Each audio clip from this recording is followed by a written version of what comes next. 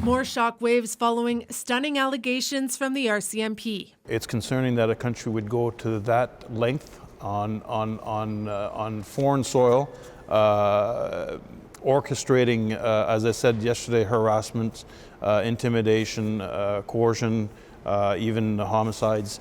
The RCMP says Indian diplomats gathered information on Sikh activists, then shared it with criminal gangs who targeted them for coercion, violence, even death. 6 Indian diplomats have been expelled from Canada. Today I'm rising to inform the House of an extremely serious matter. More than a year ago, Justin Trudeau warned authorities believed the Indian government was tied to the assassination of pro-Khalistan activist Hardeep Singh Nijjar. Feet from where he was killed, the group Sikhs for Justice called on Canada to go further. Shut down Indian consulates in Toronto and Vancouver to decimate the Indian spy network. Sources tell CBC News law enforcement believes there are ties between Nijjar's murder and 3 other homicides, including that of Winnipeg resident Sukhdev Singh Gill. The mere thought of organized crime being orchestrated by a foreign government directed at Canadian citizens and residents is abhorrent. Now CBC News is also learning that Canadian authorities believe Nijjar's killing was directed by top levels of the Indian government. The breadcrumbs seem to all go back to the High Commission and the consulates.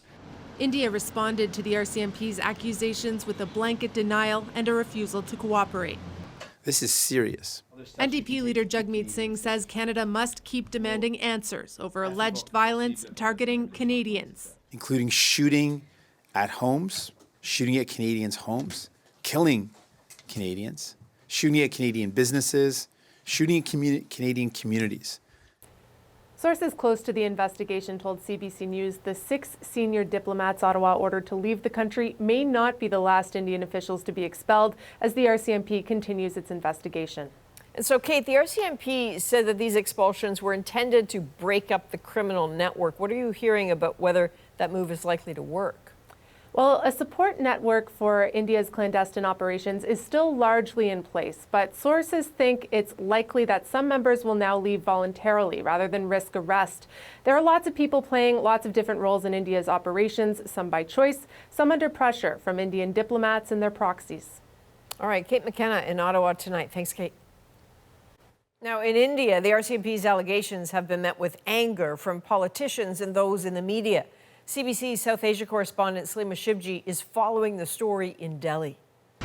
The quiet after the storm outside Canada's High Commission in Delhi as some diplomats hurriedly prepare to leave the country.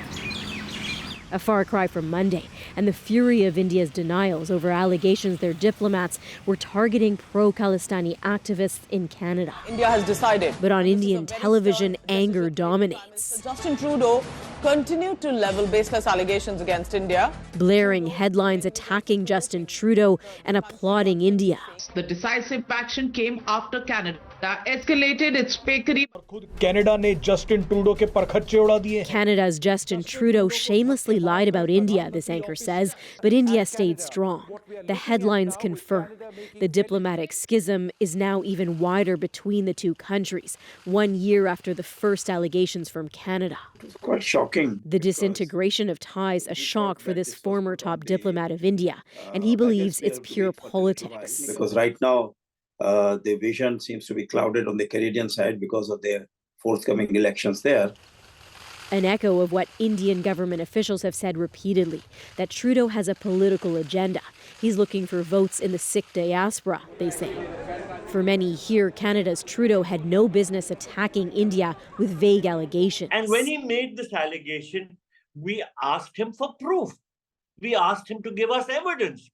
And till date, the government of India says no evidence has been given by the Canadian side. Good morning. Only the RCMP says they did present the evidence in full this past weekend, and that India didn't want to hear it. To engage in clandestine activities. I don't think we've seen the end of it yet. Two different narratives and an all-out diplomatic war that's hard to recover from, this longtime political journalist says. These are two countries calling each other liars, they're calling each other untrustworthy, they're calling each other murderers.